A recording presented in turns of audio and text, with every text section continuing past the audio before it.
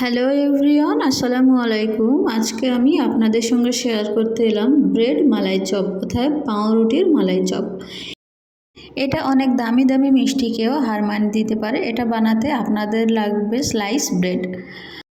তো চলুন দেখে নিই রেসিপি। আমি প্রথমে এখানে 1 লিটার দুধ দিয়ে নিচ্ছি। দুধটা আমি মিডিয়াম ফ্লেমে সিদ্ধ হতে বসিয়ে দেবো, আর সাথে দিয়ে দেবো কিছু গোটা মশলা। 4টে এলাচ এবং 4টে লবঙ্গ আমি দিয়ে দিয়েছি দুধটার মধ্যে, আর এটা খুব ভালোভাবে আমি নেড়ে নিচ্ছি। দুধটা আমি 20 মিনিট ধরে রান্না করব। এটা আমরা মিডিয়াম ফ্লেমেই রান্না করতে থাকব। আর দেখবেন সিদ্ধ হতে হতে দুধটা প্রায় 1 লিটার থেকে 500 গ্রামেরও কম হয়ে যাবে। আর এটা যেহেতু মিডিয়াম ফ্লেমেই করবেন, সেহেতু দেখবেন মাঝে মাঝে এটার উপরে একটা সর পড়ে যাচ্ছে। সরটা তখন ভেঙে দেবেন এবং আবার কিছুক্ষণ জাল দেওয়ার পরে দেখবেন একটা সর পড়ে যাচ্ছে, আবারও সরটা ভেঙে দেবেন। এরকম করতে করতে দুধের ঘনত্বটা অনেকটা গাঢ় হয়ে যাবে এবং মালাই চপের জন্য একদম পারফেক্ট একটা থিকনেস তৈরি হবে।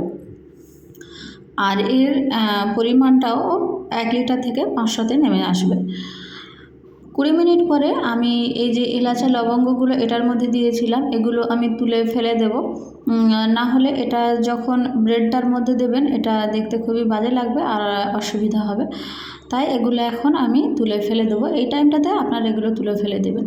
এখন আমি 2 টেবিল চামচ চিনি এটার মধ্যে ব্যবহার করছি। আপনারা যদি মিষ্টি একটু বেশি খেতে পছন্দ করেন, তাহলে মিষ্টির পরিমাণটা বাড়িয়ে নেবেন, সেহেতু চিনিটা একটু বেশি পরিমাণে দেবেন। তো আমি এখানে 2 টেবিল চামচ চিনি দিয়েছি, আর চিনিটা দিয়ে আমি ভালোভাবে নেড়ে নিচ্ছি। এখন আমার দুধের পরিমাণটা অনেকটাই কমে এসছে, 500-র চেয়েও কমে গিয়েছে। আপনারা সেই অনুপাতে দুধটা নেবেন। যতটা দুধ নেবেন আপনাদের জাল দিয়ে কমিয়ে তার অর্ধেকেরও কম করে নিতে হবে, তবেই এর আসল থিকনেসটা আসবে। আর এই মিষ্টি যদি আপনারা একবার বাড়িতে বানিয়ে নেন, তাহলে দেখবেন দোকানের অনেক দামি দামি মিষ্টিও এটার কাছে হার মেনে যাবে। এটা যেমন সহজ, কিন্তু খেতে ঠিক তার অনেক বেশি গুণ টেস্টি। তো এখন এটা আমি ওভেনটা অফ করে দেব, আর দুধটা ঠান্ডা হতে সাইডে রেখে দেব। আর নিয়ে নেব কিছু স্লাইস ব্রেড।